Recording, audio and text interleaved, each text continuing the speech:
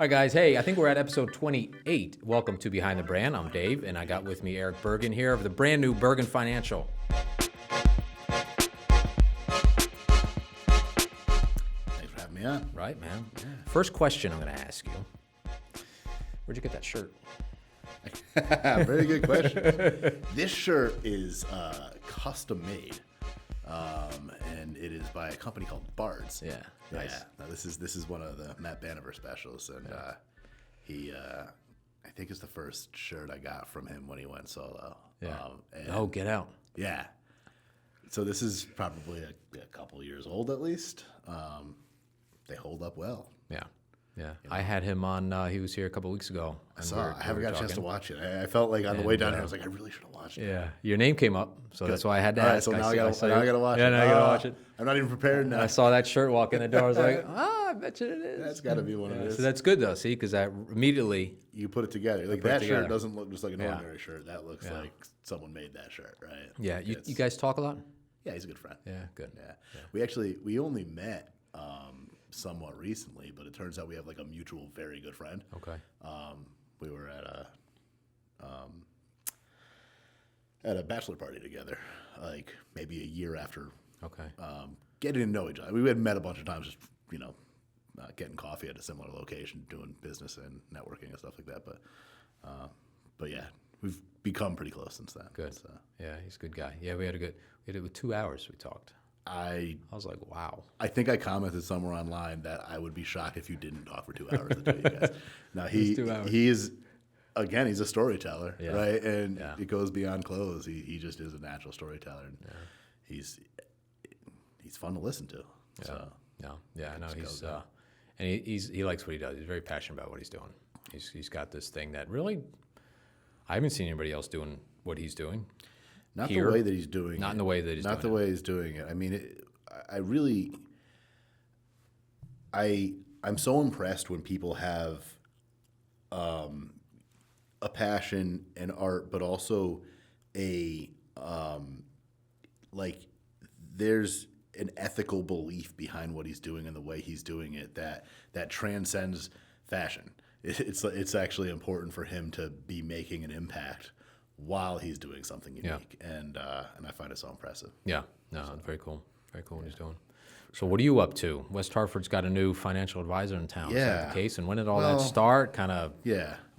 So obviously I've been in West Hartford, so I guess I just new name, but it's been a goal of mine for a really long time. I joined my previous firm about 4 years ago, and at the time I was considering as one of the options going independent, starting my own firm, and I just wasn't quite at the point where I felt I could do it without a little bit too much risk, because it's just a lot more overhead, a lot more freedom. Mm-hmm. You can do a lot more for your clients, but a lot more overhead. And I think I'd just gotten married, and we were thinking about, okay, we just bought a house. I was like, maybe I'll settle in a little bit. And the opportunity presented itself this past year. I was always passively looking at the right opportunity, and the numbers worked out. I found a good location. I decided, all right, well, what else is there to wait for? Yeah, right on. When you have a goal and you get a chance to achieve it a little earlier than planned, why would you balk at that opportunity? Pull the trigger, right? So, so I signed a 5-year lease, because I found it was really hard to, West Hartford well, and it's hard to find commercial real estate that fits just your needs. And I had really specific needs, or I guess wants, but I wanted something in West Hartford Center that had free parking for clients, that had, more than this amount of space, but less than this amount of space. And when you start adding things like that up, there's just so many potential places. And I found 2 that technically fit the bill, and one was much better than the other. And I realized if I didn't do it, I might have to wait a year, right? Yeah. But it's working out great. Bergenn Financial Group. So independence is a really important part of what we're doing. There is no investment company or insurance company that we have any sort of direct relationship with. We put clients first, and it's really it feels so exciting to know that I've always enjoyed the tough questions, right? When clients really dig in a little bit more of the details and really want you to prove it, and it feels great that I'm more confident than ever that there isn't a tough question that I don't actually want to be asked at this point. So it's been really exciting, and the focus remains on decision making and helping people with financial planning, and really thinking about where they are, understanding where they want to go, and finding the best path there. So what's your sort of favorite thing about help? So it's right. You do the bulk of the financial planning now. Do you have a staff? Are you going to bring other assistants on or planners on or whatever that term may be? Yeah, so I have an administrative assistant, Shelby. She's fantastic. She actually came in without any industry experience, and coming in and helping me transition a book that I knew that would be a challenge for her, and she has certainly been up to the challenge, and so I'm hoping to keep her around. She certainly has some potential that I'd love to continue to unlock, and I would like to bring on some more folks. I'm certainly always looking, but I have to find the perfect fit. I put my name on the brand. I have nothing to hide behind, right? Sure. So I have to make sure that if I bring someone on, that I don't mind them going out there representing me, and that's hard to do. And I get that I'm in an industry where not a lot of people trust everyone out there managing money. And to be honest, well, it's funny. I was talking to a lawyer somewhat recently, and they said, please excuse all our questions. I don't know if it's being a lawyer or this or that, and it's nothing against you, but we don't really trust financial advisors. And I think my response was, I don't blame you, neither do I. Yeah. Our industry has given itself a bad name to a degree at times, and I really actually like the direction the industry's going now. But there's a lot of different ways you can work with an advisor, and I really like focusing on just fee-based planning. I do it all, but the idea is, we're going to get together, we're going to discuss where you are and where you want to go, and we're going to put together a plan to get you there. And by that I mean we're going to understand how much time we're going to spend together, what we're going to work on, what we're going to try to accomplish. We're going to come up with how much it's going to cost to do that. We're going to both agree and commit to the process. And I like that because I know that when I go into a new client relationship that we both have the same goal in mind, which is to, as efficiently as we can, get there and get on the right track. And it really helps when I develop relationships with clients, even people that I never see out of a working relationship, it's just really friendly and positive. Who's your client base? So you mostly West Hartford, all of Connecticut, all over the country? You do like Zoom stuff? So I've been doing Zoom. I've done some Zoom before. Before the pandemic, I was not much of it, but I have clients out in California. It's probably the farthest. No one in Hawaii or Alaska yet. So, not yet. I'm not looking, but I would take it on probably just because it'd be interesting. Yeah. As a story. But I have actually 2 or 3 clients out in California, and but mostly, I would say 80% of my folks are in the West Hartford area, like within 20 miles at least. I spent some time in Boston, so I have some folks from up that way still, and but I live in West Hartford. I have my office in West Hartford Center. My marketing is certainly directed at people in West Hartford because it's convenient and it works, and that seems to be where most new clients come from. But so much is done on Zoom. There's nothing like face-to-face for really getting to know someone and breaking down barriers and building trust. But there was a time, I think only recently did I finally have a face-to-face with the last person that became a client who lives in West Hartford, the same town as me, where I work, and then became a client in 2020, and I just didn't meet them face-to-face for like 2 years. And then finally just made sense. Kind of get together and have a good time, and it's weird, but I really do hope that moving forward, I always get to meet people in person, but I think that we'll still do most things on Zoom. And every single one of my clients seems to prefer that way, even if they're not really, too techy. Yeah. Because it's nice not to have to leave your house, right? Yeah, and we talk about that. It's like time. Like, it's like if I can save a half hour because I don't have to drive to the office, go through the whole thing. If I can just jump on a Zoom call, we can do a meeting. And on top that's of that, super efficient. On top of that, I mean, I was 20 minutes late to come down here today because I guess traffic. I don't know. Yeah. I'm not used to driving around that much anymore. But if you had back to back to back right after me, I would have screwed up your whole day. There's that, yeah. Right? Yeah. Or you'd have to cut And I this do, short. actually. I think we got that. Did we push that 6:30? We have a very important Yeah. at the brewery here. We got something. No, so it's so much more efficient. Certainly a silver lining that came out of that kind of awful time that I think we're getting clear of now, right? I don't know. Yeah, I find more consultation meetings and stuff with potential clients and even current clients is Zoom now. It's like, hey, you want to jump on a call? It's like you want to, because now it's always multiple people. And the one thing I think I find it easier is that if it's conference call, it's always like, hang on a second, I gotta get so and so.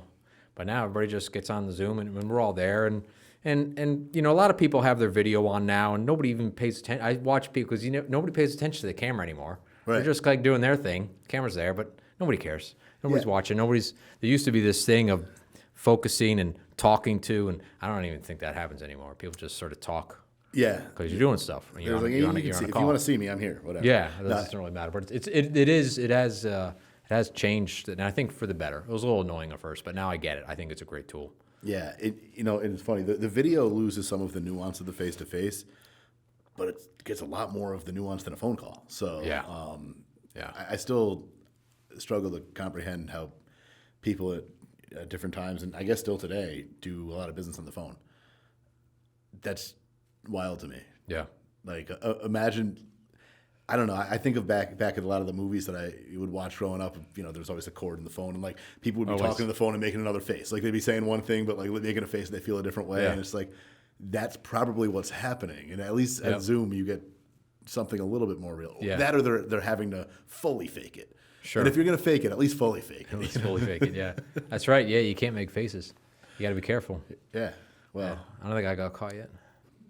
Yeah. But no, we're in the middle of a show now. They're doing that same thing. It's called what the heck's it called? It's about the whole Watergate thing. You got Sean Penn in it. Yeah, I heard about Julia that. Roberts. I haven't even. The heck. It's like one. Anyway, it's actually pretty. Sean Penn is like, what? Really? That's him? He's doing a killer job. Wow. It's an interesting show, but they're on the phone. Like everybody's making phone calls. Yeah. Yeah, that's pretty cool. No, yeah. I was talking to someone about how the last if we look at like all of technological advancements, and then look at the last 10 years, there's probably more change in the last 10 years my than God, like all yeah. of history. It's still, and people don't appreciate it because it's like, well, I had a phone 10 years ago. Yeah. Like, yeah, but your phone right now does more than Oh my than God. any computer could do 10 years ago. Yeah, remember when I remember FaceTime came out, but you could only do FaceTime if you had Wi-Fi. Yeah. Now you can do FaceTime anywhere. Doesn't Yeah, matter. 5G, whatever. Yeah. I all don't know how good. any of that works, but Yeah. it hasn't activated my. No, I still don't have 5G. No. No, I'm still on my old LTE, Well, whatever. I don't know. But it's all around me. I'm sure. It is. It's it came with a COVID shot, and now it's gonna. Yeah. You got the sensor in there. Yeah, you got the 5G's sensor in gonna there. activate it, so at least Yeah. you're safe. So good. So you're a walking transmitter. Yeah, That's what it is. absolutely. I'm here for the government. That's how they do it. That's how they get you. Everybody's a transmitter now. Everyone's a transmitter. What are we even talking about? I get it. I get it. Let's go full on conspiracy theorist. How do you get pulling a client from California? Referrals mostly. Okay. It's so. I'll say there's three. One was someone that lived here, moved out there. Okay. Another is a family member of a client that Okay. lives out here. So it's mostly kind of random. But It's not somebody searching the web and you're no, because I the way I have my marketing set up, I'd be hard to find if you were in California. yeah. That's what I figured. That's why I asked. Yeah. Yeah, and the way that our business works, at least on the way that I do it, requires us to register in each state that we work. So Yeah. Well, that's my next question. So, how do you do financial advising for somebody who's in California? How does that work? Are you registered out there? yeah, so on the broker-dealer side of the business, which is how I operate, you have to register in each state that you work in. It's a pretty simple process because the exams that you have to pass they're good in every state. It's the same exam. There might be some slightly different continuing education requirements, but for the most part, there's really not too much different. You just have to register with that state so they Gotcha. know who's doing business, and Gotcha.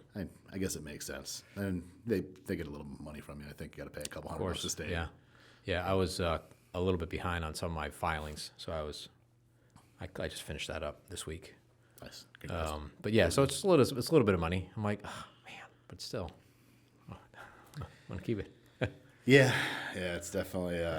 I got a notice, a bunch of notices, but luckily it's all stuff that was started recently, so nothing owed yet. But it's a pain. Yeah, I just got a tax bill from West Hartford, business tax bill from West Hartford. I'm like, I thought we cleared this up because I called them last year because I got a bill. And it was a whole thing. It's kind of like car tax, right? So, because your car was still registered, whatever, however it worked. I was like, okay, I get it. That makes sense, fine. But I should be good. I'm going to pay this one, and then January, still not, you're good. So I just got a tax bill. I'm like, what? So I got to make another phone call. That's okay. They want their money. I don't blame them, but then hopefully I can get out of that one. We all want money, I guess. Yeah, everybody wants money. So Bergenn Financial, obviously. Why not? That's my name and everything. Was there any thought of doing something different, like First World or The Best or Round Table? I spent a lot of time thinking of descriptive names. I literally it reminds me of my high school days, penning, band names on your backpack or like I was trying to think of how do I want to brand myself, what represents me. Yeah. And a lot went into it. I was trying to, I spent some time brainstorming and coming up with, names that represent who I am and my morals and what matters to me. And I spent a lot of time just thinking about what am I trying to do here? And in a sense, I'm trying to have some sort of legacy. And it's not necessarily that I want to leave behind my name. I don't want to put my name on a building or, anything like that. But I learned a lot of really good values from family before me, and I thought, well, what a great way to honor those values that I learned and that I built this business upon. So, and a lot of that comes from there's not a lot of Bergenns in the world. So there's a lot of Bergenns in the world, but most of them only have one N at the end. So that. I don't know whether it was intentional or not. I'm fairly sure that there's actually an explanation somewhere in a book by my great-great-grandfather. But I'm one of the last of my name, and I've learned so much from my father and my grandfather, and they've taught me so much, and so many of my values come from them. And I thought, well, if I'm going to build a business based on values, then I should use a name that represents those values, and what better than where I learned it. So that's really where it came from. And I decided I don't need anything descriptive. People know me for who I am anyway. Sure. And I love the idea of, as much as it can be a little crazy, there's nothing to hide behind, right? There's no brand to hide behind. It's me. And again, going back to if I'm going to hire someone, it gives me pause that they're going to be representing not just my company's name, but my last name. And I should look at it that way, right? If I'm going to hire someone that's going to represent my company, I should take it that seriously. And it helps me kind of maintain that concern over the integrity of the name. So I think it keeps me accountable too. You said coming to the end of you're the last one at the end. Are you coming? So it's no. Do you have any brothers, uncles, anything like that? No, cousins. So I have two brothers, but they're step brothers. They have a different last name. Okay. And there are a couple cousins that are of my generation. I think one of them has a kid. We're connected on Facebook because as soon as we realized each other existed, we had to, but we don't really communicate that much. Yeah, I get it. There's actually someone who is about my age, named Eric Bergenn.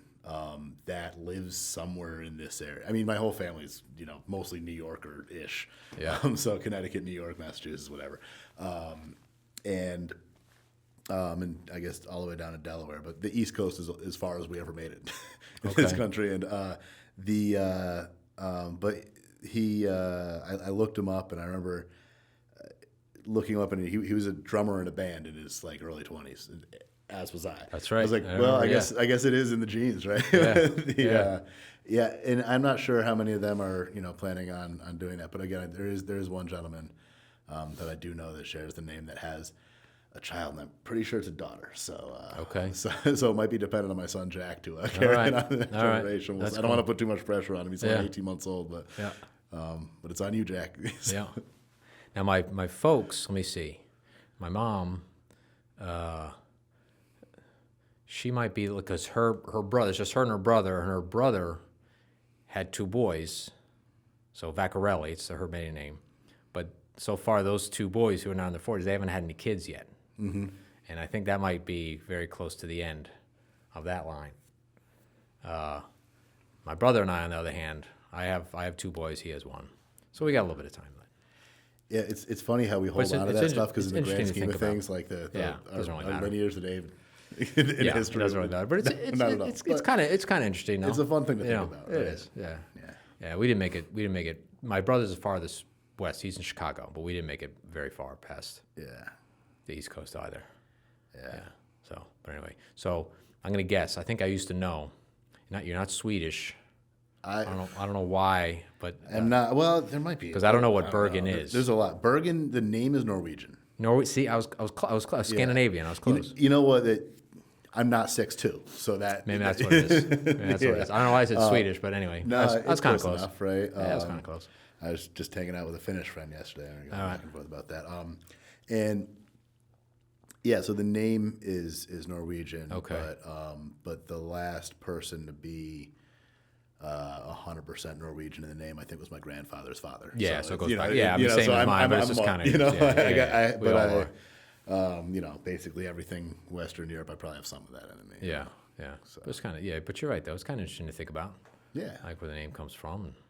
Totally. And I do have some family members that have done something impactful that it's cool to read about, even though I never met them. They're, so many generations before me, but it's kind of cool. It doesn't really connect to me because we were never alive at the same time, but sure. But it's interesting to know, and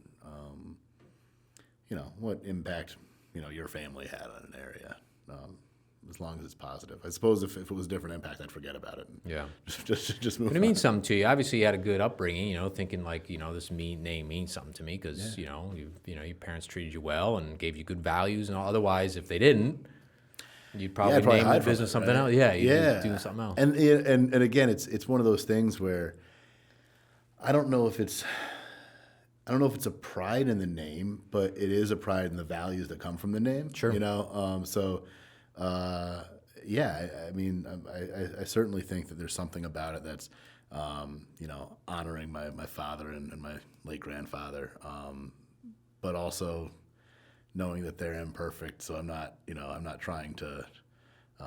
It's not necessarily named after anything else, but the values that came from the family mean something, and cool. Why not be able to explain that to my kids? When why I did this in 20 years when they're wondering how I sent them to college. It was based off a business that was built on values, that was built on our name, and it's kind of nice. Cool. I like it. Yeah, you should put that in my brochure or something. Yeah, something. There you go. Online. I don't know. Yeah. So who designed the logo? The logo. A friend of mine, Samantha, her and her husband, they have an IT company, Rain Technologies, and she's an artist, and a good one. I've known her through networking for a while. Are they Lacoste is the last name? Rain Technologies, Lacoste. Yeah, that all sounds familiar. Have they been around a while? Are they fairly new? They're to the fairly area? new. Okay. They're fairly new. Yep. So Ryan and Samantha, I think maybe 3 years now. I think I've seen them, but I don't think I've met them. But I think I've seen the name and stuff. Yeah, they're they do a lot of networking. They're big in the BNI scene. I think Samantha's father had a tech company they worked with for a long time, so they have a long history in the industry. And I asked them to help me out with something completely unrelated, and I brought up the idea of a logo. Actually, they might have actually only helped me out with some computer things because of the logo. I don't know which came first, the chicken or the egg here, but it was I was so lost in terms of coming up with something, and it's, if you look at it, it's really simple, and I wanted something simple, but it's hard to come up with something, whether it's complex or simple. Like it's got to be a new thing, and it's easy to critique what I don't like, but I had no idea what I was looking for. So I think we just spent like a half an hour scrolling through Google and different letters and this, that, and different fonts and all this. And I think I remember telling her something about not liking big blocky things, and that's exactly what it is. That's what I was just going to say. Like, but what it really came down to is a lot of that stuff kind of got like really like obnoxiously loud or big, and it ended up kind of coming across still kind of simple and clean enough. it is. It's blocky, but it's still pretty simple and clean. Yeah, it's nice. It's a nice look. Exactly. And something small or either square or circle, something that would go on anything. So Yeah. it goes a long way. But I'm actually surprised because of how simple it is, how many people have specifically commented on it. And it's one of those things that you could very much easily not comment on a logo. Like, so it's a genuine thought, like, that's nice. Yeah. And I agree. That's why I chose it. And I definitely thank Samantha for that. She did a great job. Cool. That's good. Yeah, that's always good to have the recognizable or appreciated logo. People that recognize, because I think you see it once, and if you see it again, you're going to remember. I hope so. I think so. I mean, it's because it's that simple, but it's also that has that. I don't know what I'm talking about. It's just different enough from the next one, right? I have a good friend. I should shout out. His name is Ben Fuchs. He's a financial advisor. And he's got a company, Fuchs Financial. He's a good guy. We obviously don't work together. But he sent me a congratulations when we saw the logo. He's like, "Thanks so much for using my initials in your logo."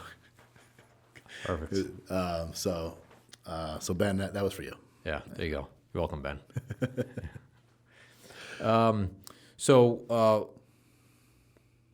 What's sort of like your favorite type of thing? What do people come to you for?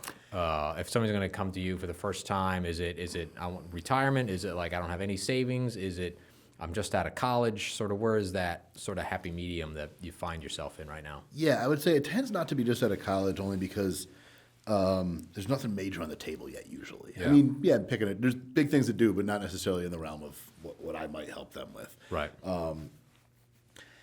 And there's a lot of different kind of points in time when someone might reach out to me, but I would say that what it really comes down to is when someone has that epiphany that the decisions they're making are just really important. So that might come when they get married or buy a house or have a kid. And, some people are just kind of confident dealing with all that stuff and saving money, but then they go to retire and realize, like, I can't screw up now. So that's a popular time that people come to me as well. And it really tends to be all over the place. But I think a lot of folks, when they think of a financial advisor, just think of someone that manages assets. And I do that. But I really like to focus on the planning aspect of the work that I do. So better defining exactly where someone's at right now. I've worked with a lot of folks over the years, and I don't really get started until I have enough information to get started. And I ask people for a lot of stuff. And one of the things that even some savvy and well-to-do people struggle with sometimes is defining their expenses well. And you don't have to know where every dollar goes if you are spending less than you make necessarily, right? But it sometimes surprises me how few people really understand where they're currently at and what their current financial picture looks like. Well, how do you aim to some new place if you don't know where you're currently at? So my focus is on that is, all right, let's understand where you are. Let's develop those goals you told me about. You said you want to buy a house. Like, all right, like when, where, how much, sure, but also why? Like, what are you trying to accomplish there? Because it's amazing how many goals are actually just kind of something that was put in their head at one point in time to accomplish something else. I'm going to ask you about that. There's a lot because the market now it's better than it was, I guess. It's been all over the place. Whatever. I don't know. I'm not an expert. But a while ago, I was talking to another financial guy, young guy. I can't remember his name.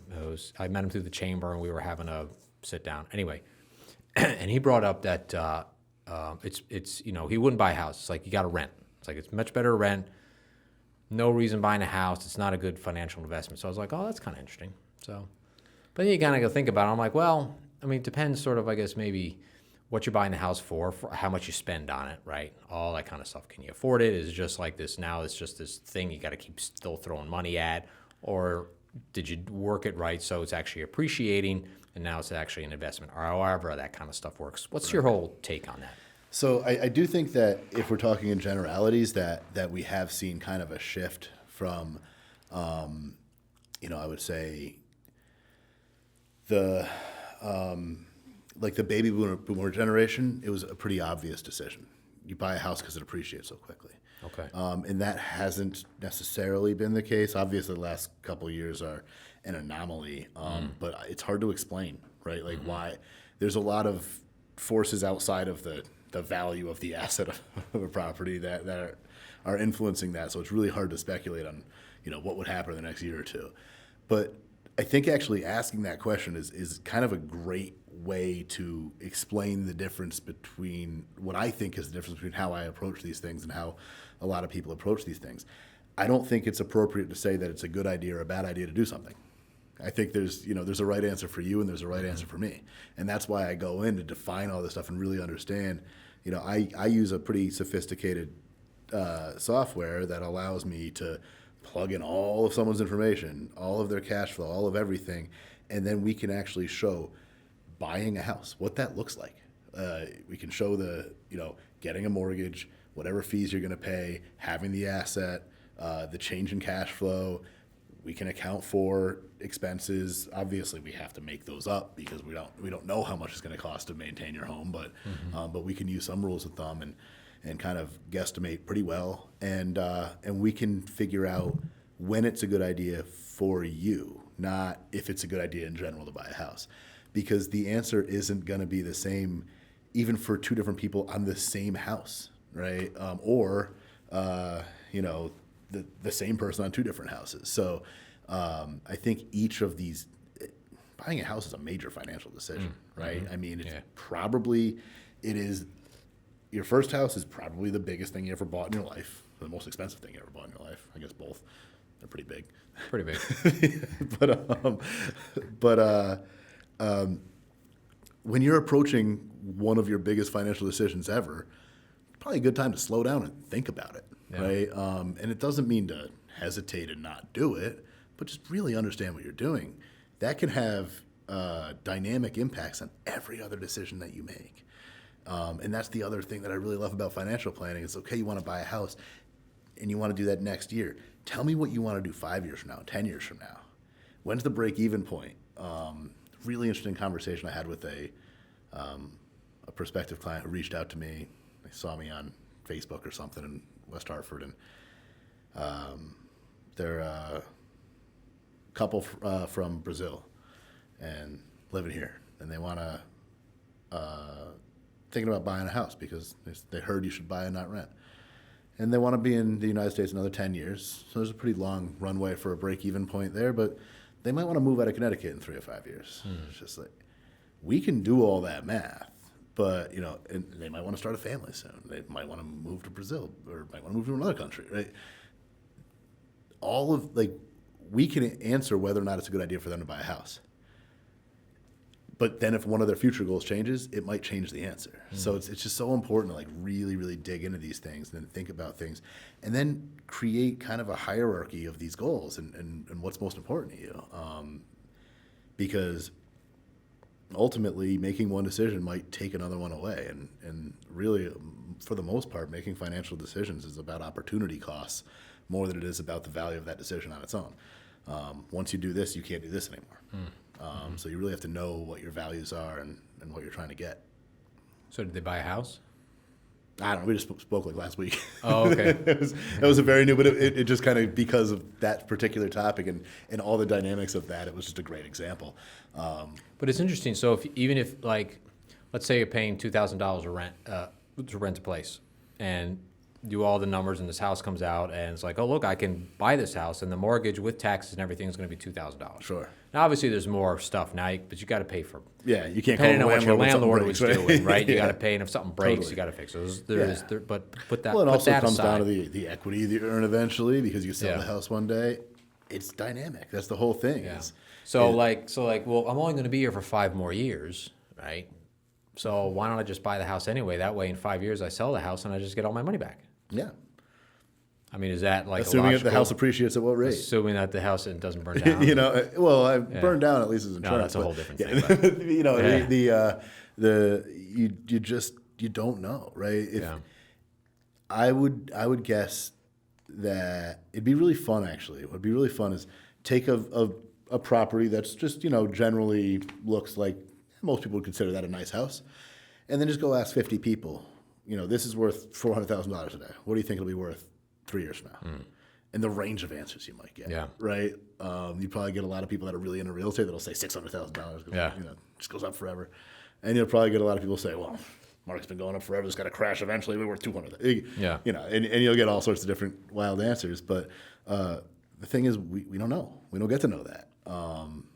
But we can look at history and we can say, well, here are the kind of the extremes that it might end up, and it'll probably be somewhere in there. And what's your tolerance for risk? Are you willing to take on the risk that you might have to sell at a loss in a couple of years, or are you not okay with that? And that affects those decisions too. Interesting. We always talk about tolerance for risk for investing in the stock market, but it matters with like how you manage your budget too, Yeah. and whether you buy a house or Yeah. other things. It's not. I found that West Hartford is a little bit insulated.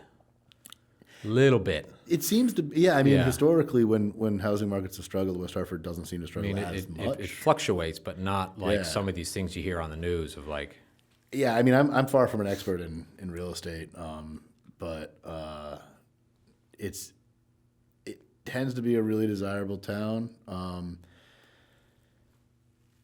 But there seems to be a lot of those in the area. I think Connecticut is In general is- a pretty good. Yeah, I mean, I think people think of Connecticut as purely a well-to-do state, and it's certainly not. But we have a lot of areas that are. That do very well and pretty tend good. to be insulated from some of Yeah. these things, but you never know, man. The Yeah. world's a changing place. So. Dad used to say like, "This isn't the real world. You're not growing up." He grew up in Newark. Sure. This is not the real world. You're not growing up, because I grew up in Fairfield County. So There you go. so it's a little bit different than Newark, Sure. And then as I grew older and I sort of went out, I was like, oh yeah, no, that wasn't the real world. Yeah, Yeah, completely different. yeah. You know. No, it's important, I think, to get to experience all of it. Yeah, you have to. Yeah. Yeah, for sure. Which is great. My son, he graduated high school, West Hartford, and I think that summer he packed up his car and moved to North Carolina.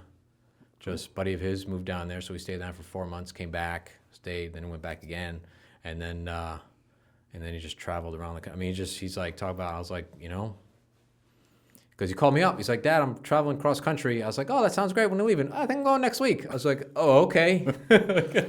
Have fun, kid. So we did. Him and his buddy jumped in the car and off they went.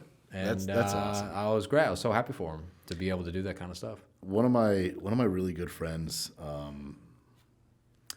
when the two friends from high school, they had been dating forever, and then in our 20s they broke up, and they had both been kind of maybe saving for a house or something. He took what he was saving and bought an RV, travels all around the country. Yeah. Came back. He said, "You know what? I liked California. Bye." And just moved out to California. Back to California. Yeah. And he's been in a few places since then. Yeah. I think he's been in a lot of places recently. But a version of me is a little jealous. Yeah. Not this version of me. Like I'm good. Yeah, Yeah. I like things kind of steady and nice Yeah, and easy. But, I hear you. But there's 24-year-old me is kind of envious of him doing that. And Yeah. that's so cool. And I think that there's so few things in this life that you only get so much of an opportunity to do. There's a lot of things. People always say like no one's ever looked back and wished they didn't do this, right? And I always hear people. What's common in my industry, you hear people saying like, no one looks back when they retire and say, "I wish I saved less money," right? But I also, I never talk to anyone that like looks back and be like, I wish I experienced less things. Yeah. Like, so it's so important, I think, to really experience that life.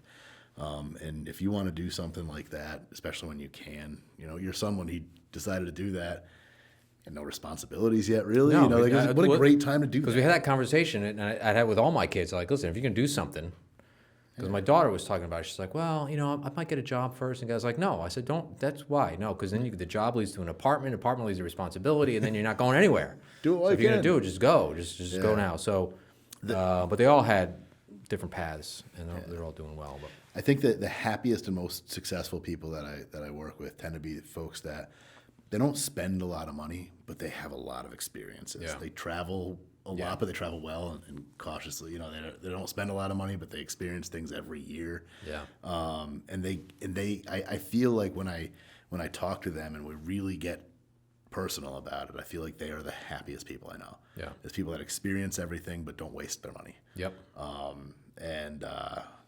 Yeah, I mean, That's got an interesting. what a great way to live. That's got to be a big part of your business too, because you just said it, right? It's like you need enough money to be able to experience life, because you just want to get up, go to work, come home, put your money in the bank. Get up, go to work, go home, put your money in the bank. I mean, maybe, but you can't take it with you. So it's that balance of like, all right, I need to be able to spend enough money so I can go enjoy my money while I'm alive. But then when I can't make any more money, I need to have enough to survive. Right? That's delicate. There are so few people that strike that balance. I could imagine. In my experience, people either can't stop spending to be able to save enough, or they save really well and they'll never spend their money. Yeah. And it's funny. Again, there are some people that really strike that good balance. Have you told people to spend their money? Like, just go on vacation. Oh yeah, Like, absolutely. Go somewhere. I have a client I'm working with who, she's just been frugal, and that's why she has any money, right? And she's retired. I went around all the numbers. I'm like, your money's just probably you're probably gonna have more next year at this rate. Like you're not spending it as fast as it earns interest in the bank. Never mind, long-term market, potential returns or whatever. So like, and I remember talking, and no matter how I put it, so I would kind of show her graphs, be like, so what do you want to do? She's like, oh, I don't know. And I realized, well, she's not going to give me a thing to do. I was like, how about this? If I run the numbers and tell you, to some statistical degree of certainty what you can probably just spend without having to worry about it. I was like, no guarantees, but I don't think I'm gonna, run these numbers for someone like you that's too aggressive. I was like, and I just start sending you that much money. Will you spend it? Like, or will you at least let me do that for a little while and see if after a year or two you realize that you can, and then will you start to spend it? And that's actually how I got her to agree. It's like, she's like, yeah. And we ran the number. It took a lot of time, and I started a withdrawal, and she doesn't really spend it. Really? I think that when she gets used to that, she probably will. Like, and that's because there's so many different personality types out there. And, a lot of people come to me to try to find out how much they have to save, and I can tell them, but it's one of those you can lead a horse to water things. Yeah. It's like, oh, great, now that I know this, I'll be set. I'm like, no, you can't just know this. You actually have to execute the plan. Have to do it. Yeah, that's I mean, I can know it. I can know it. I can know it all day long. Absolutely. So it's fun to see the different personalities. This can be frustrating, of course, as you might imagine. Sure. Because to me, it's not good enough to give good advice. I want to see people succeed. I want them to do the thing. So every now and then we'll, just the incessant follow up and to try to get people to get with it. But there's a really interesting kind of newish field, a sub field of behavioral finance. And it's really easy to do a spreadsheet and say how much money you should save or how much you could spend or how you should invest or whatever. But how we act isn't always in line with what math says we should do. We're humans, right? If you study economics, there's like some basic assumptions we're supposed to make. One of them is that everyone acts perfectly rational, and that there's perfect information on all sides of a transaction, right? And that people are going to do what's in their financial best interest in every decision they make. I mean, maybe in the grand scheme of things, on average, that's true, but it's just never true for anyone, really. This is what I do for a living. I'm not perfectly rational, and I don't make every decision based on what puts me in my financial best interest. And we have to understand people, not just their money. Sometimes we could list the 5 best things to do in order of effectiveness, like efficacy on paper. But then if we compare them to how someone might choose to act and what they're comfortable with and what they're likely to actually succeed doing, well, if all 5 of these things, it might be from order from best to worst, but even the worst one gets there, then we got to find the right one for the person. And for me, it's always about trying to balance those things, help a person understand that, hey, technically you should do this. Do you think you'll do that, or are you so much more likely to do this that you should pick the second best way of doing this because it fits you? And understanding behaviors, it's born out of behavioral economics. Economics is which is born out of the behavioral sciences, psychology, sociology, and that teaches us more about how we act than anything else. So, finance can tell us the best thing to do, and if you're a corporation, you could probably follow those things. But if you're a human being, then you gotta work it to you. Yeah. So. Well, it kind of goes back to what we said earlier about just it doesn't. Not everybody acts the same and does the same thing, and I guess if the best thing is if the best thing is going to be the best for you, but you're not going to do the best thing, then you might as well do the third best thing if that's what you're going to actually do, because that's yeah. Can you follow through? Yeah. Can you stay on some sort of task? That's interesting. And I mean, listen, we got to make it work, but as long as it's going to work, life isn't about having money; it's about being happy, right? And money doesn't buy happiness, but it doesn't solve every problem. Yeah. But actually, I have some friends that would argue that money does buy happiness. But what I will say, it doesn't solve every problem. But I have yet to encounter a problem that would be solved by having less money. So, it doesn't mean that money needs to rule our world or our problems decisions. easier to be fixed. Yeah. Something like that. Yeah, it's just like, well, you pay less taxes. Yeah, but net, you're still going to have less. Yeah. So no, it's about opportunities to do the things you want to do, and money plays an important role. Certainly not everything.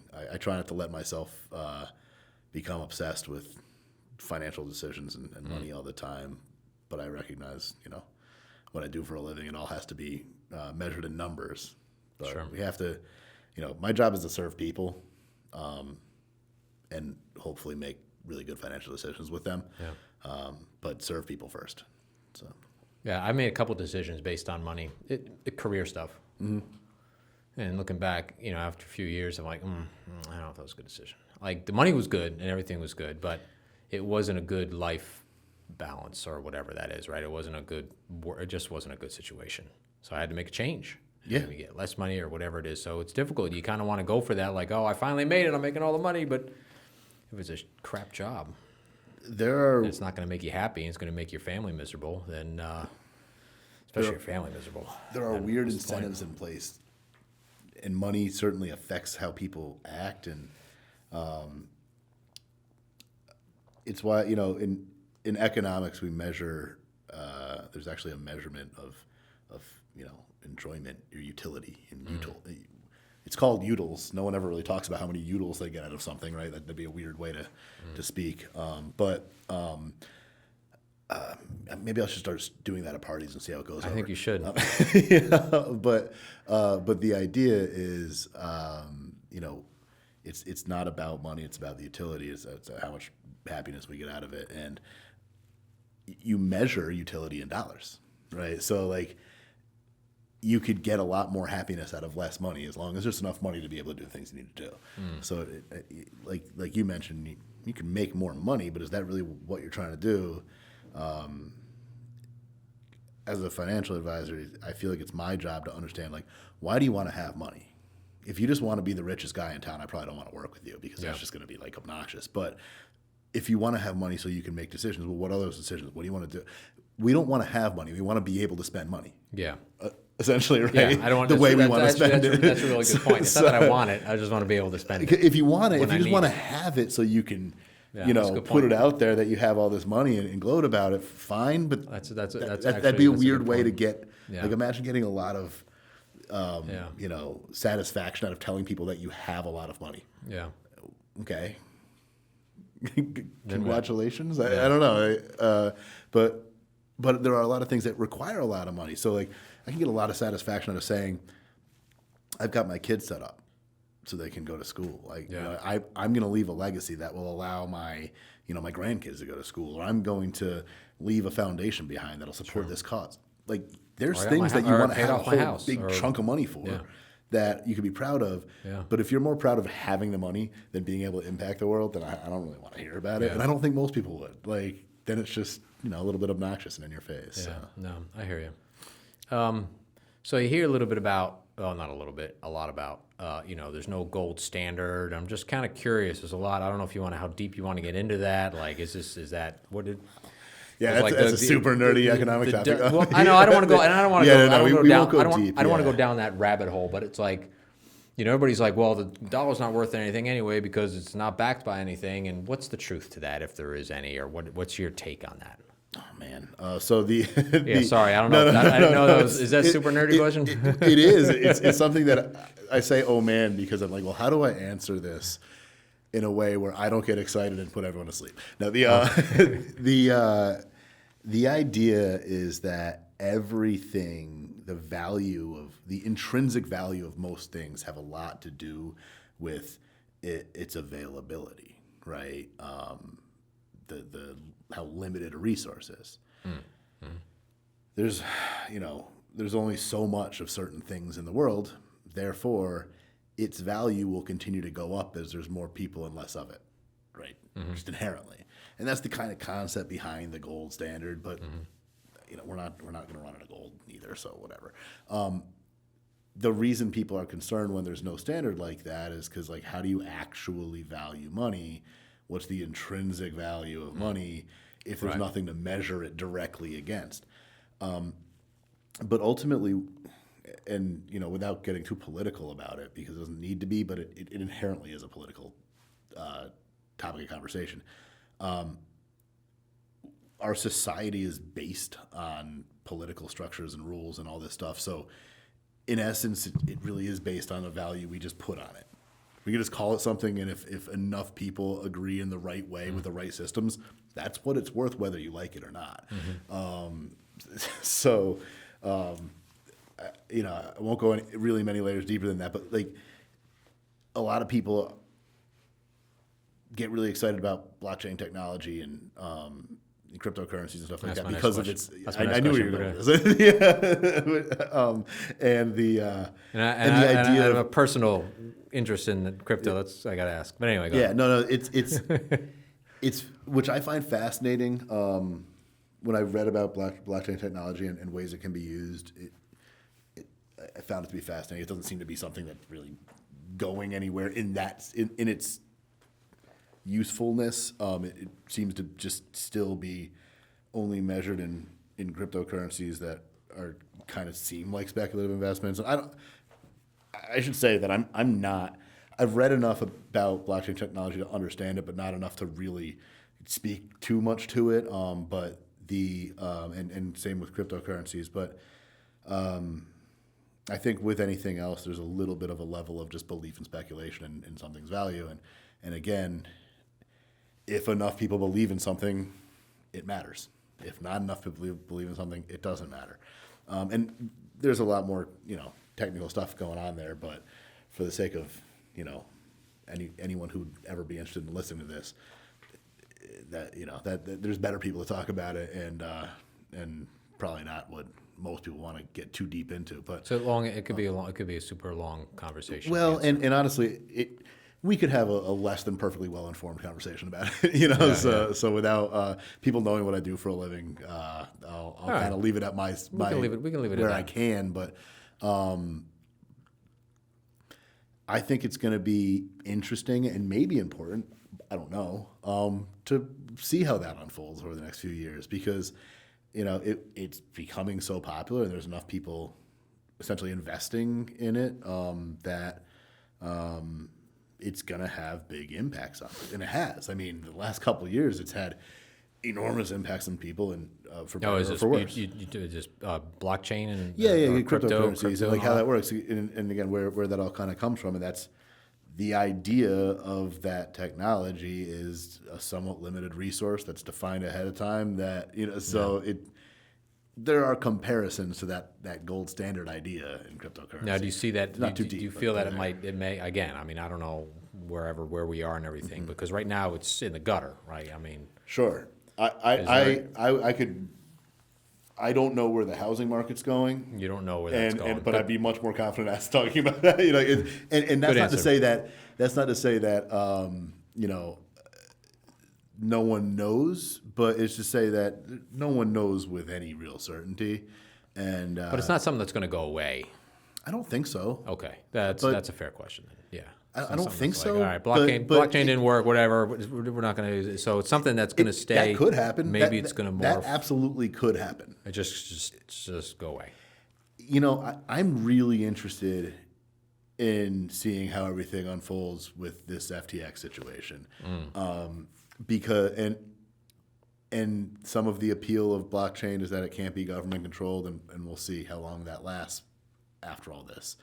And SEC going after different folks, and whether or not they're think something's a security or not, which that would take a securities lawyer, which I am not to get into. But I'm just interested in seeing how all this unfolds and how it impacts things, and it'll be much easier 5 years from now to look back at what's going on right now. And it's going to be interesting 5 years from now, right? To see. Yeah, how it'd be this nice all to unfolds. I don't write. I don't know if you do journals, but no, I don't. Some people write journals, and I don't know a lot of people. There's a couple people, and every once in a while we're having a conversation. We'll be having a conversation like this, right. About not this subject, could be a similar subject, and I'm like, yeah, I remember that. I was looking at my journals. I remember 5 years ago. I'm like, damn, I wish I had those, because that'd be so cool. I have no idea what I was doing 5 years ago. No idea what was happening 5 years ago. What we could do is we could put it on our calendar to get together 5 years from now and just talk, and look back, do a reaction to this video. Yeah, we'll see what happens. That's a good idea. One thing that I do is when I'm talking to clients, I take pretty good notes. There are certain things that I have to take exact notes about when it comes to actual transactional stuff, but just stuff that we talk about, I have to at least summarize it. But oftentimes I just kind of get into things a little bit more because I have a tendency to write in complete sentences no matter what. I use punctuation in text, which bothers some people, but I tend to write in complete sentences. So my notes tend to be a full paragraph. Like you write it could have been shortened. No. It's you all do typed. type. No, okay. everything's typed. But and do you do 2 spaces after the period? No, you don't have to do that anymore. I don't think. Yeah, that was another conversation I had. I do whatever my editing software tells me. Oh, I see. If there's a red squiggly line, then I right click and fix it. That's how Gotcha. I hear you. That's how I deal with those type of grammatical issues nowadays. But but I do with clients. I keep notes in their digital file, and so every now and then I'll look back at for some folks, what I'll do is I'll keep it all on one page, and then I'll just put the date above each note. And the reason for that is usually just because we have interesting conversations.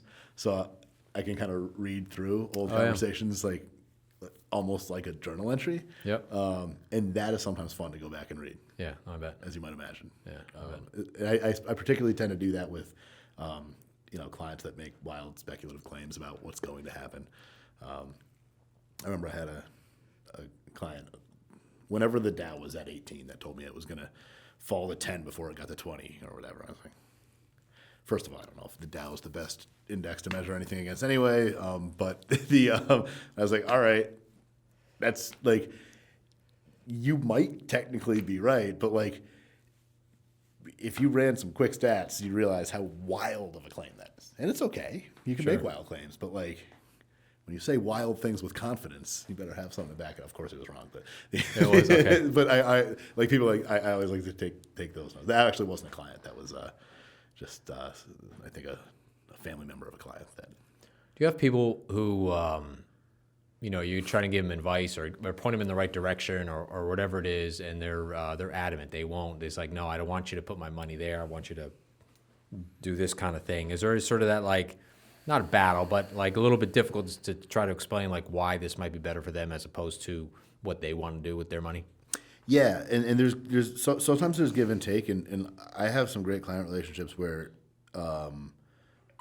I bring an idea up. There's your watch. As I watch it. Yeah. Don't edit it out. Well, that's a good segment. But like, I'll bring an idea to the table. They'll bring an idea to the table. We'll talk about why, and then we'll come together on something. That's fun. Every night, like, I'll also bring a good idea to the table. So I don't want to do that. I want to do this, and I can't find a path where it makes sense. Like, it's okay to have your own ideas, but like if it's just something that really can't be justified or follow the logic of what we're trying to do, that does actually create a bit of an ethical dilemma. I'm always trying to act as a fiduciary by doing what's in someone's best interest. And if I truly believe they want to do something that's not in their best interest, can I ethically put that in their account? Yeah, that's a good question. And what I actually, the way that I handle that, because it's important, is that I will often say, hey, you don't have to invest all your money with me, right? Like, you can have your own account. And because these are all the reasons I'm recommending going this way, and it logically lines up, sequential logic. This means this, therefore this. And you're saying, yeah, but I just feel like this. Then okay, you can do that. But like, I don't feel comfortable with that. But again, going back to like what I do, a lot of the work I do is just people paying me a fee for the advice on what to do. And if they want to, like, so folks like that, I often say, maybe you shouldn't have me manage your money. I'll give you advice on generally where to put it, and you can make those decisions. Okay. There's different ways to work with financial professionals, and one of them is like, if you think back to how people talked about stockbrokers in the 80s, right? They took orders and charged a commission, right? So you call me on the phone, buy this, okay. They didn't have an obligation to help them make a good decision. They had to help them buy the stock, right? So I don't work in that way. I guess I could. I choose not to take orders in a commissionable transactional way because it's hard to be a fiduciary when you're just doing what someone else tells you to do. It's hard to do what's in someone's best interest if you're following orders. And I think that there's a balance. And as long as it's healthy and not actually hurting someone, then I can continue to give some advice and let people go make their own decisions too. But as is the case for anyone in my position, you can choose what that relationship needs to be and also when that relationship maybe shouldn't be. So I don't necessarily want to like go firing clients as people sometimes coin the term. I want to, let's explore that conversation. Yeah. Like you're paying me to do something that you want to do that I don't think you should do. Does it make sense for you to pay me to do a thing that I don't think you should do? Like, where's the value in that relationship? Can you ethically do, because you talk about ethics, right? Can you ethically do that thing if he's adamant? Will you actually, okay, fine, I'm just going to do that, even though I don't think it's in your best interest? Will you do it, or you just can't? If I was there, an ethical thing. Yeah. If I was there, I would probably have to have a real conversation about how I'm going to ask you to do that on your own. Okay, so it's never actually happened, but if that did, I've never been there. That's good. That's good. But that's how I would handle it, partly because I don't want to get in trouble for something that doesn't make sense. Like, I have to justify, like I mentioned, I keep notes. Part of the reason I keep those notes is so I can justify why I'm giving advice. And when I make a transaction, I have to justify why I made that transaction. There are things where I can mark something as this is an unsolicited thing. They told me to do it. And I would no longer be on the hook. So, but does that mean ethically or does that mean legally? Yeah. right? Because ethics and legal things It's are a two little different bit things. different, So you know, I try to just operate to the highest ethical level. Because it and sounds like obviously you're gonna always do within the things law, no legally. matter what. But Yeah. obviously, but then I just to the next level of like, if it's not ethical, then we're going to talk about it. Yeah. And until we reach a conclusion, I'm not just going to take an order, because again, anyone can at any time open an account anywhere and invest the money how Yeah, they you can do it on want. your phone. Yeah, exactly. So you don't need me to do that for you. So that's not generally how I operate. Yeah. But there are people who do, and I don't think they're bad people. I don't think they're not ethical people. They just, our ethics aren't similar. Great segue. Has people investing on their phones, has that helped your business? In a matter, I don't know how it helps. So let me expand on that a little bit. Like, okay, so Yeah. maybe they can educate themselves a little bit on different things, but also at the same time, maybe they like think they're this. I read all the stuff. This is the one. That's Yeah. it. And they put their money and they lose it or whatever happens. So now they got to go to you to help. Like, listen, man, I guess I don't know what I'm doing. Yeah. gotta help me out. Yeah. So obviously, there are times in history where we've seen more of that than others. This year is an example where people that thought they were good at making investment decisions realized, oh no, I was just kind of operating under a time when everything was just going up for a while. So like my odds got a little worse this year, and that didn't help. I don't know that there's a whole lot of people out there that would not seek financial advice, then experience that, then decide I'm now going to give up control of someone else completely. Like I think that there's people might seek some advice and still want to control it on their own. I work with a lot of engineers, and engineers like to. Some of them, obviously, I'm kind of painting with a broad brush here, but they're generally you have to be good at math to be an engineer, right? And you have to be good at organizing things and structures, right? So, as you might imagine, a lot of engineers like to invest their own money, and some of them are pretty good at it. I find that whether or not engineers in general are better at investing than other people, clients of mine who are engineers that have actually developed systems and ways to invest, I would say tend to do better than other people that just decide to invest on their own without a system. I don't know if you blame it on the person or the system they created, but like if you have a strategy, good. A lot of those clients of mine, they pay me to help them plan. They choose to invest on their own. I have no problem with that. Yeah. I want to add value. If I can't add value, you shouldn't pay me to hold your investments for you and make your decisions for you, and trade on your account on your behalf.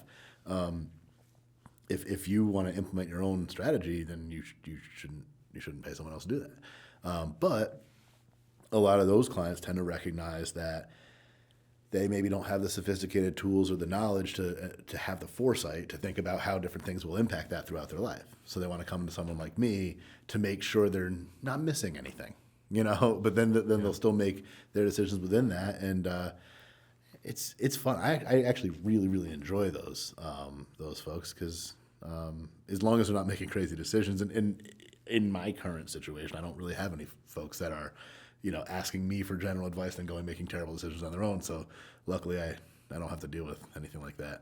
So you said planning and investing. Obviously, there's investing is taking your money and putting it in some stocks or bonds or whatever sort of stuff. Sure. And then planning is like, well, we make X amount of dollars a year. This is where we should put it in order to make sure that it's doing with it. It's doing what it should for us.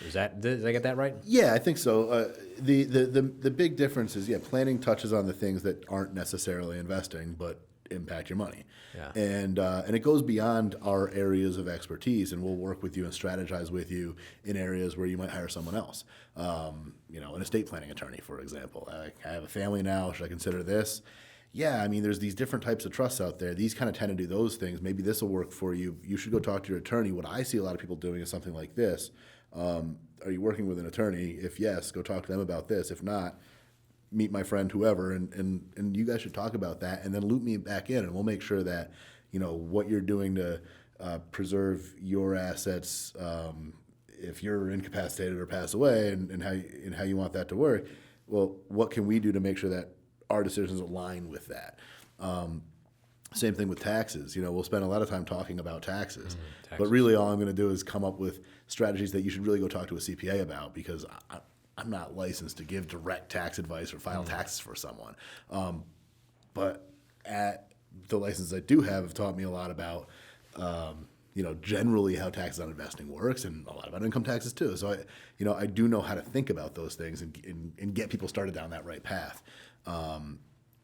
So yeah, the planning is about the decision making on a day-to-day basis. The investing it's a type of decision making, a specific type of decision making, but it's portfolio management versus cash management and just cash flow management. So, Do you sit up late at night and read financial magazines? hell no. No, I nerd out on this topic a very little bit, but no, I get a lot of it. Every day I have some great resources. I have a lot of great people at different companies that I call, and they send me really good stuff when they have it, and I read it when they send it, and I keep up with what's going on. It's like the CNBC or whatever I try not to watch business that. business thing is I on try not up to there watch- with the ticker going. I all try not day. to get any news from TV, Yeah. because TV has to be entertaining in order to Yeah. get viewership, and entertaining I'm right there and with truth don't necessarily perfectly line up. They don't mix at all. No. But I enjoy TV for entertainment. Yeah. Mostly sports and movies, right? Yeah. But I have folks at different companies that I can work with, and resources that I can call upon. There are people that have specific levels of types of education that I don't have. I try to connect with CFAs, chartered financial analysts, who they understand portfolio management in a more complex way, and I work with them to help me understand how I'm constructed, what I might be missing in my portfolio. I find that it's really important to keep a humble outlook, and always be looking for other ideas, because there's a few people that seem to have it figured out. I'm not them, right? Yeah. So kudos And you to don't Warren really Buffett, deal but, necessarily in and- individual stocks either. You don't do a more lot of- no. like funds and things like diversification stuff and Yeah, because Yeah. I don't I don't really like speculating on things, and Yeah. I have folks in my network who really do enjoy doing it, and they're good at it. They have a good track record of doing it. So if I have someone that really needs that, I'll bring them in, right? Because that's what they do. The stock market is open for trading a certain number of hours a day. Those happen to be the hours that I'm meeting with clients and doing other stuff in administrative tasks. I'm not gonna sit there and look at 4 screens and managing intraday trading. It would never make sense for me to do that. But I know people who do and are good at it, and it's a different level of risk. But if I tend to find that people that are really looking for that don't really seek me out. It's almost perhaps it's how I market myself. I try to make clear what I do, and nowhere does it list that type of stuff. So I think that if you're really looking for that and you look through all my materials, you'd probably say this might be not the right guy for me, and that's okay. favorite movie? Wolf of Wall Street, right? No, that was entertaining. The Big Short was really entertaining. Big Short I enjoyed That was thoroughly. cool. I enjoyed that thoroughly. Yeah. So for things in my area, what's the TV show?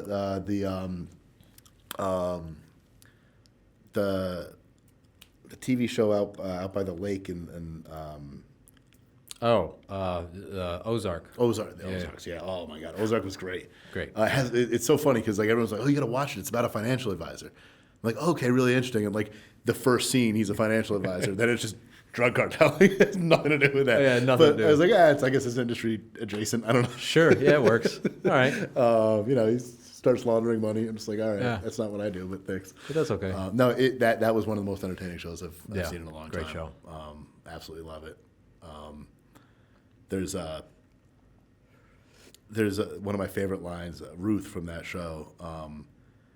Brutal. Yeah. Can you bleep this? Do we swear? Yeah, do you edit this? whatever. We bleep One of my it. favorite lines that she ever says is, "I don't know shit about fuck." And it's just like, it's, first of all, her character is actually kind of genius at times, but also very ignorant at times. And I just love the bluntness of that. So yeah, no, that sums her up right there. Yeah, that line. Yeah. No, she's great. Great show. Terrific show. No, I think that I've watched almost nothing besides children's movies for 3 years. So Okay. Yeah. How old are your kids? So my daughter will be 4 in May, and my son's 18 months. So wow. Yeah, busy. I'm in that. Yeah, you're phase. You're in there. Yep. Any more in coming? that window. Good question. Ask my wife. I don't know. Okay. No, I wouldn't be surprised. I've always wanted 2 kids, and Lauren has always wanted 3 or maybe more.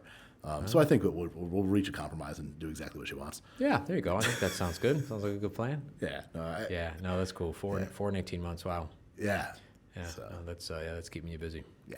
Totally. Very cool. Where are they going to school? Now, wait a minute. No, so my daughter, she's 3.5, almost 3.5, I guess. 4. So she's not going to school yet. She goes to pre-K. Okay. In West Hartford, Quaker Lane. My kids graduated a long time ago. Yeah, so, I gotcha. Yeah. No, it's a little different stage. Yeah. I'm trying to remember. My daughter Shay, she goes to Quaker Lane Cooperative Elementary. Nice. It's a really cool pre-K program. So this whole school is based on. I said elementary. Anyway, it's a pre-K program, but it's a cooperative program. So it's essentially run by a board that's made up of the teachers and parents. Okay. Those are the people who care, right? So it's fascinating. Nice. A lot of people participate in it. The families really care. Oh, that's good. And it's a really cool program. And they send us pictures all the time, and it's great to just like watch how much fun these kids are having and watch them interact. She's kind of a COVID kid, right? So she was a little over a year. I guess no, she was about a year. She was born in 19. So by the time that she was starting to interact more and talk more and walk more, like the world shut down. Mm-hmm. So it's gotta be so weird for I was kids. wondering how she was going to come out of it. She happens to be incredibly outgoing and talkative, so like you would not know that she spent like 2 years not really interacting with the general public. Yeah. It seems to be okay, but who knows, looking back on how this is going to impact different kids, different ages. So the other one was born, what, 2020? 2021. 2021. Yeah. July. So, yeah, he doesn't know what's going on yet, still. Yeah. He's got a lot of opinions, but he doesn't even understand them. Yeah. He's cute as hell. He's a very happy kid, and he loves emulating his sister. He follows her around and copies everything she does. And he's my daughter's a very risk averse person, I would say. Mm-hmm. We have one of these little plastic slides, 3 steps about this tall, that my nearly 4-year-old daughter will request that we hold her as she goes down the slide, and my son will climb up behind her and hit her to push her down the slide and then jump on and go. So they're quite different in terms of risk, and I am now preparing myself for, after raising this very cautious girl, for this wild boy that seems to have no interest in taking it slow. Yeah. So I don't think that there's going to be a lot of things I'm not ready for. And so our daughter was first. Yeah. And it was different it's too. Kids. It's kids when I go to the beer. Turns out. There you go. Oh, here. Oh, I need a. Yeah, we get you. Let me see if I got one. Here. Thank you. So when my daughter was born, she's just. How old are your kids now? So my daughter's 28. My son is. Don't worry about it. My daughter's 28. My son is 25. My youngest is 23. So they're up there, and then I do. So you got them. You got them all out in relatively short order. Yeah. So my youngest, he left in 2020, left the house, and then that's when we were talking for a while to leave West Hartford. It was time. So we're originally from the Shoreline. This is where we met. And you live back in this town too, in Brantford now? We live in Madison now. Madison, so, yeah, right up the road. So right up Madison's the road. a nice town. So we were talking about it, and it's like, well, it was time. It was time to come back. It was time to go back home. So Sam moved out, and then I don't know. I don't even think it was a year, and we're like, hell's on the market. Off we went. It just happened. It just sort of everything just sort of fell. It was one of those things. When your timing was good, because this is a few years ago, right? This is 2020. Yeah. October 2020. Yeah, you got good timing. Yeah. So. Yeah.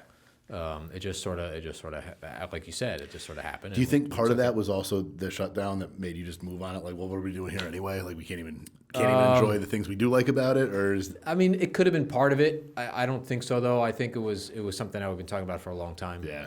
I mean, the house was too big. All the kids moved out. The house was too big. We didn't, it was a lot of maintenance. It was just a number of other things. And we just missed being at the Shoreline. We just missed it. And frankly, West Hartford got really ridiculously busy. It's just, and I don't mind busy when I'm sort of going to work and hustle and bustle and stuff. But we lived on Mountain Road, which when we first moved there, it was north of 44, and it was pretty quiet. I'm like, all right, it's not too bad. Okay. And then what happened? Cigna opened up, right? And it was just everything. Constant. And I remember when we first went into lockdown, I walked outside, like in the evening, and there was it was like living in the woods. It was like the old days. It was like the old days. It was really nice. I'm like, wow, this is really nice. And the car started picking up again. I was like, you know what? No, we couldn't. So it was a lot. It was the traffic. It was just a lot of people coming in that I wasn't ready for, because when we first moved in, I said, well, no, let's moved in 2004 when we bought that house. Where you said you're from the shore? What town? We met in Brantford, lived in Clinton. Okay. Yeah. Lived in Clinton. Yeah. And claimed from Clinton, which was like, I want to say 26,000 people. Yeah, I have a friend that grew up in Clinton. And moved up there to, I forget at the time, it was like 65,000 people. So it was a little bit of a difference. Yeah. And then I'm like, well, I told my wife, I was like, well, there's a lot of people here, but I mean, it's pretty congested. They're not going to build anything. They're not building anything else. There's no room. And then I think a couple years later, Blueback Square went up. Yeah. Well, that's interesting. And then there was a little bit of a lull, and then you see what's happening currently. It's just exploding, which is terrific. I mean, I'm happy. It's good for the economy. It's good if that's what you're looking for. Yeah, if that's what you're looking for. Works but it for wasn't. us, it wasn't our lifestyle any longer. So it was time to go. No, I get how there's there's folks that have been there a long time that they that's not why they were there. So they're looking to get out. But we before we bought a house in West Hartford, we lived in Boston for a couple of years.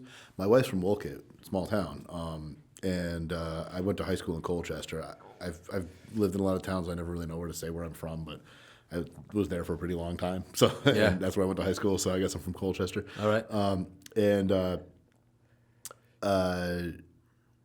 She never wanted to live in a West Hartford. She kind of looked at it as a little snooty, which her only experience of West Hartford was, Grants and, RIP, and Whole Foods, which, I mean, it represents a certain segment of the town, but certainly not the whole town. I like Whole Foods, though. Yeah. Yeah, anyway. It's different. But it's different. So we moved up to Boston for a couple of years just because we had the opportunity. I always wanted to live there. I thought that ship had sailed. I was, late 20s, and suddenly that opportunity presented itself, and I asked her about it, and she said she'd go. That's actually why I decided. Not why I decided, when I decided to marry her. Because we had been dating, and I knew she was from this small town, and not a lot of people ventured very far away. Sure. So when she decided to, yeah, sure, let's go up to Boston together. I was like, oh, you like me. Yeah, that's weird. Cool. Yeah, that's right. That's funny. So yeah, that there's a whole story around that. But after living there for a while, we were used to being able to just walk around the city, go to restaurants, do whatever. And when we moved back, she's like, we got to be in Central Connecticut somewhere, and I'd really like to be able to walk around to restaurants. I was just like, I got bad news for you. That's that town you don't want to live in.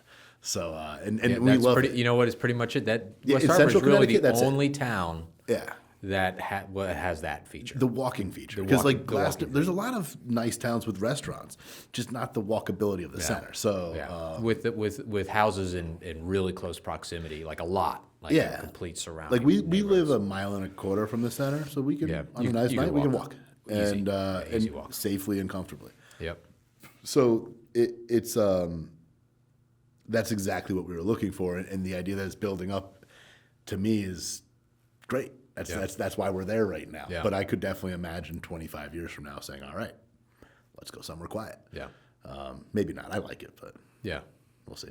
Yeah. I mean, when we moved in 2004, that was a big real estate thing, and Yeah. so we were looking we were looking for that house, right? We wanted to be right there and close close to the there, center. We wanted to walk and the thing, and So you must have made out pretty well on that purchase and sale of that house then. That was a good financial decision. in West Hartford, Yeah. we did okay.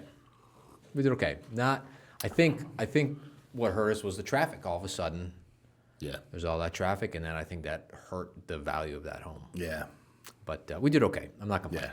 We did fine. Sure. So, but I remember looking for a house. It was like, oh, here's one, we like it. Okay, we put down a, asking price. It was just like it has been. It's just but I felt like it was awful. It was so hard finding a house, and we needed a house because we sold the place in Clinton. Oh, so We're living at my folks. Oh, yeah. Or about to live at my folks. So it's like we got to find a house. We got to find a house. So the agent's like, well, let's look sort of farther out. And I said, well, why don't we go? I said, I'm kind of thinking about like maybe what about like Marlboro? She's like, oh no, you can't live on that side of the river. I was like, all right, okay. I don't know what's wrong with that. Oh, the river. Because I'm from the shore. I have nothing to do. I mean, I worked at Channel 3 up in Hartford, and that's my experience of Central Connecticut is Channel 3. I go up to work. Back when they were downtown. When they were downtown in Hartford. Yeah. I go to work. G Fox building or And something. then I would come home. They were Constitution Plaza, Yep. which is still now a hole in the ground.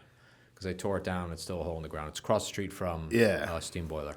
Yeah. No, Constitution Plaza, there's a building still up and then the other. So but where Channel 3 was. Yeah, that's where. So My father works in Constitution. Well, his office is in Constitution Plaza. Yeah, so Constitution Plaza, it's still there. There's still buildings. The plaza's Yeah. still there. But then where Channel 3 was Yeah. is just, it's just empty. I mean, what you're looking at really is part of the TV studios. Right. Yeah. Which were, I think, some of the best TV studios in Connecticut. I mean, they were just. I got a chance to go in there a few times as a kid. My father has done I don't know how he got into it, but he still to this day kind of provides commentary on. He's a lawyer and big legal cases or whatever, and they ask him about what's going on and what's this process like. He's like, well, next something like this is going to happen, and the judge has to talk about this. And so he just kind of provides some commentary on it, and it's entertaining. He does a pretty good job of it, but because of that, I used to get to go in the studios, and he'd go. Well, because 1080 was also in that building. Yep. Yeah, they were. And he would do Ray Dunaway's show in there, Yep. And then sometimes do some tea. So I would just go sit there, for 5 minutes at a time for him to go do a spot and leave. And I was in there, and I thought, wow, this is so cool. This is it was cool. So when I got there, the whole front lobby was changed into the Weather Center. 1080 was gone. They were already in Farmington at that point. Sure. But I worked with Gail King and Mika Brzezinski and some of those folks. Obviously Al Terzi and all those guys. But you could still see if you go down to the basement into to the depths of the hollows where they still had film. Yeah. And all this stuff. It was really cool. You could really see the history of real TV. And I was talking to some of the old timers. It was all, which I thought was fascinating. And obviously it was. If you think, of course it was all live. But so they had two TV studios, and they had the big studio, and they had the little one. The little one was for the news, which the crew said was sort of like an interruption in the day. It was like they had to go stop and do this 30-minute news report. But then they did Ray Durandi, they did all this other stuff, and they had a crew of 10 down there that would just constantly turn around sets. And I thought that just fascinating. When they tore all that stuff down, all that history went away. So was that the time, I guess, before the CNN 24-hour news cycle took over? Oh God, yeah. Yeah, because so you they mentioned opened in the half-hour news slot. I'm like, yeah, you mean they didn't just do the news all the time? So Channel 3 started. Oh God, is it late 50s, early 60s? They were one of the first TV stations in Connecticut, and that's how they started. And it was all live, and then off the air at whatever time at night. and came back on the air at 6 in the morning. You know, Sure. and actually when I worked there, I went in the morning when I was doing Master Control, and I had to play the national anthem before we went on the air. So it's kind of cool stuff, you know. And then obviously that changed with digital, and then nobody works there anymore because everything's automated. Right, everyone's whatever. working from home. And it's all news, and so it's changed a lot. But when I first started, they had a lot of production going on. Yeah. And it's not just them; it's the whole industry. But anyway, that's the big hole in the ground. It's still a hole in the ground. I can't believe it. So, do these when you do these? You said this was number what 27. 27. Does that include the one that we did that then we took down? Yeah, I think so. The numbers got a little fouled up. So Sure. So I think I'm in like 27, 28. Sure. I got to check, but yeah, no, that would include that one. We'll call it 27 and a half. Yeah, that would include that. That includes that one. Yeah. That was a good one. Yeah. I honestly, maybe we can unearth that one someday. And we'll go. Maybe we'll throw some segments in. We'll Yeah. pull some tidbits out of Whatever it. we got to do. Throw it in this one. Suddenly, I'm wearing a suit. Yeah. No, so is it completely random who you bring in here to do this, or I mean, just like whoever? Because you have you're well networked. Like you know all these people that do all interesting things. So so you could just kind of invite whoever you want, I would imagine. But I like when people ask. I don't get a lot of requests yet, but I get a few. But no, it's not necessarily random. Like I'll meet somebody and be like, "Hey, you want to be on?" Oh, okay, let's do it. Yeah. So they'll be on, or I'll call some people specifically, or it's a little bit random, but not. It's random who I sort of ask. I'm like, you know, maybe I'll meet somebody. We had a good conversation one day, so I'll shoot them an email. Do say, that hey, on you video. want to be on the show? Sure. Wow. So they'll come down and we'll do it. What's like? I know that last time we did this was a really weird time, right? And was that God? When I don't even remember exactly when it was, but I know there was a lot going on in the world, and we had some really deep conversations. But like, I would imagine that a lot of these are more fun than deep. And like today, we're touching on stuff that matters, but. Trying to get too deep. I mean, we can if you want. No, I'm not looking for that. Yeah. But yeah, like you, I don't mind. There was some weird stuff going on. It was Floyd, I think. Yeah, just happened. George Floyd. I think Floyd just happened. So there was a lot of that going on. Of course, where were we? Yeah, we were in COVID, right? Yeah. And Floyd happened. So there was, I mean, yeah, everything was like all. I remember all kind over of the place. us kind of having to have the conversation of like, you know, are you healthy or you know, because it was during that time where you know the numbers were good, but still very much COVID. It was a strange time. It's still a strange time. It's better, but it's still a little For sure.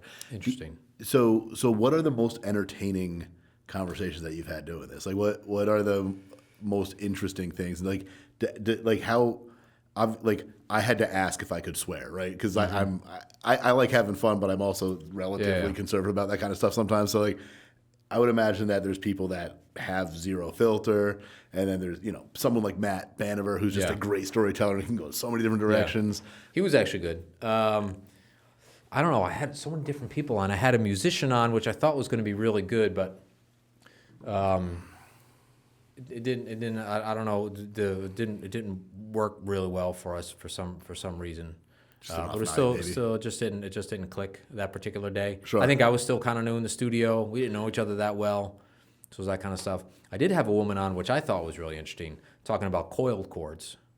I met her. She owns a factory down here in North Branford, and she makes like for the phone, like phones, and but not really for phones anymore. It's more for like robot arms and all that kind of coiled cords. Like coil cords, like the ones that used to be on the wall phones. Yeah, those kind of coiled cords. Yeah, but more for industrial like trucks and stuff like that. Yeah. So I thought that was kind of fascinating. Yeah, we've had some good conversation. It's pretty good. I haven't done too many down here. I think you're maybe number 5 since I've been here. 6, I don't know, something like that. Not too many. Because when I started in 2020, I was doing one a week.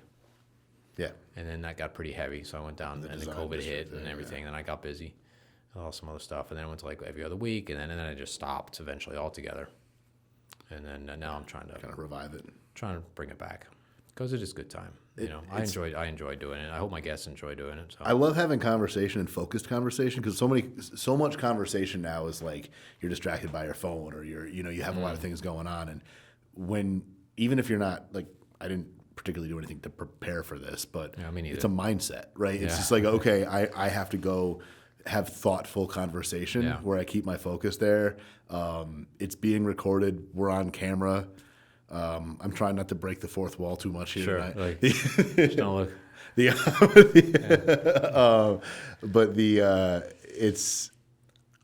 it's nice to have mindful conversations where people are being really intentional and involved and not distracted. And I think that's, I don't know if I've had something that intentionally, like a long conversation like that since the last time we did this, because there's just so many distractions right now in the world. There's a lot of distractions. Well, it's funny. I mean, one of the reasons why I started this, I think I told you before, was so I could build some content. I mean, completely selfish, which is fine, course. right? Everybody's gonna do it. But I also said, well, this is what I do for a living, right? I produce videos, documentary style videos, brand style videos where I talk to people, and I said, well, it'd be kind of good practice to be able to just talk to people a little bit in the longer format. We're not worried about like, oh my God, I got to shoot B-roll after this. It's sort of like open-ended. We can just sort of talk. So there's a lot of reasons why I sort of started it, and it's just kind of fun to talk to people and learn about their business and what they're doing. Well, and isn't it important if you're, trying to create? I obviously know nothing about your profession, other than I'm interested in it and I need some help with it. But isn't it important when you're trying to create content, especially in video, to just get a lot of it so you can then edit to what you need? I mean, obviously you want nice long clips that have everything you need, but if you're really going for something, then I would imagine the editing part of this is probably going to be mostly in one. It kind of clip, depends really exactly what you're going after, right? So Sure. if you have a new product, like if you just made something and you want to show that off, you should be a little bit more particular about shooting exactly what you need to show off that product. Right. But if you're just looking for like some content, I mean, it's just kind of like writing an essay, right? It's like just sort of almost stream of consciousness, and then something will come out of that, and you edit some stuff together, and there you go. There's different. Some people are better at it. They know exactly what they want, and they know their 15 seconds, and they say it, and they do it, and they post it, and it's good. So it's just like it's different with everybody, right? Some people are really good at writing down all their bits, and then they record their bits. Other people you just kind of got it. But the thing is, I think you just got to start. I think staying up in front of the camera, just start talking about stuff, and see what happens. And the more you do it, the easier it gets, and the more comfortable you are, and the more ideas will pop into your head, and right, that kind of thing. So, I had a couple of interactions with a gentleman that does like video production for commercials, social media stuff only. Like that's his specialty. It's and he's very good at it. And he's so aware of like, well, why are you creating this content? Like, what's it for? What venue is this going on? What medium is this being broadcast on? And what are you trying to get out of it? And I'm so interested in video content creation. I don't know what it is about it that fascinates me. I guess partly just because like it's something I want to do right now in my business, but I just find it more interesting than anything else. I could also just write well and put it on a web page, but I feel like nothing really captures someone as well as a video, because you're getting all the nuances. You're kind of seeing, how someone feels when they say something versus when you read it, you're interpreting the feeling, right? And versus watching it. So I hear you. I don't know. I find it really fascinating. It's funny what's popular and what's not out there. Like you can see that's a really well done video, but nobody's watching it. Or there's some it's kind of the effects. It's just like this. Like I don't know what's gonna hit. It is. So that's why it's like reels right now. Right? It's like I really like reels. I'm interested in reels. I really like reels. I could not make one. I mean, I guess I could. It just wouldn't be bad. I could make a lot of really bad reels. But. I mean, Gary Vaynerchuk? He's like, doesn't matter. Just just putting out content. Just put out 10 pieces a day. Yeah. Well, yeah. That's one way to do it. Ultimately, that's business though, right? Like, if you really want to market yourself, all you have to do is be in the right place at the right time. You can't just you can't create a video that's going to sell you, right? Like, I'm not going to create a video and send it to somebody like, here, be my client. Yeah. It's just about being an expert in the right topic and being in the right place at the right time and being likable to the right audience. And then when they're ready, they're going think, oh yeah, that guy. Yeah. I know that guy. He does that thing. Yeah, and it's keeping your brand top of mind, right? Yeah. So if you're doing reels, like for instance, you could pull out of this podcast, you could pull, I don't know, 10 reels out of this, put a little thing, a little logo stuff, and boom, and Yeah. people scroll by and they see it, and it's sort of like top of mind, just like TV advertising, right? You're not listening to those commercials, but you're seeing, you kind of, you remember in the jingle, right? You Yeah. remember in the, I'm not an advertising specialist, right? I'm a video production specialist. I know.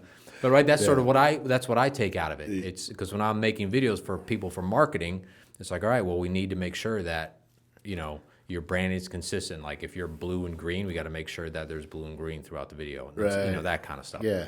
I'm just imagining someone making reels out of me quoting Ruth from Ozarks. Yeah, that was the first. That's why I mentioned it, because I'm going to put that out there. Yeah. Awesome. I'm not going to bleep it either. Make sure to tag me on my business. Yeah, you got it. You got it. That'll go over really well. Yeah. I think. I don't know. It might work. You never might- know. I you don't never understand know. how this stuff works. Again, that's It why might work. I'm fascinated by it because I don't get it. Right? Yeah. I don't know if anybody gets it. I think it's just you go. I mean, I'm I sure think this there guy are. Danny gets it. This guy, I think he truly gets it in Yeah. a weird way. Like it just makes sense to him. This guy is Danny Legare. He runs this company, Bergenn Media. Young guy. Yeah, What's the name of the company? Bergenn Media. Bergenn Media. I've heard of that too. Yeah, it's just out of South Windsor. He's just he gets video content creation in an advertising or marketing way, not advertising way, marketing way. And it's just fascinating to hear him talk. I had to come talk to a BNI group that I'm part of yesterday, and we had a bunch of guests there just because of the topic. And it's been a long time since I've seen so many people just like glued to a speaker. And he's not a bad speaker, but he's not an amazing speaker. He's just genuine and clearly knows what he's talking about and authentic, and that goes a long way. But I've learned a lot from him that hopefully I'll get to implement one of these days. Yeah. But I again, it's just one of those things. Just like you have to know why you're doing what you're doing, not just what you're doing. And that's that. I love doing stuff like this because there isn't necessarily. I mean, yeah, you creating content, sure, but like there's not a purpose of this conversation other than to have it, right? And it makes it really interesting, and because it can You're go right. wherever There it is wants no to other go. purpose. I mean, nobody's making any money from this. We're just, two guys sitting down. I figured it'd be kind of, that was really it. It's like, oh, wouldn't it be fun to like just have I got a conversation beer out with of it people? though, so And you get a beer out of it. Yeah, beer's all right. You waited too long because the glass used to be frosted, but that's okay. It's beer's supposed to be at 50 degrees. That's though, right. I think. Yeah, that's right. I'm not I don't much of know. a connoisseur. That's okay. More of a Yeah, well, bourbon. there you go. See, I don't do a lot of IPAs and small batch stuff. I just like the standards. Hey, nothing wrong with the standard beer Heineken. guy. Heineken was always my lawn mowing beer.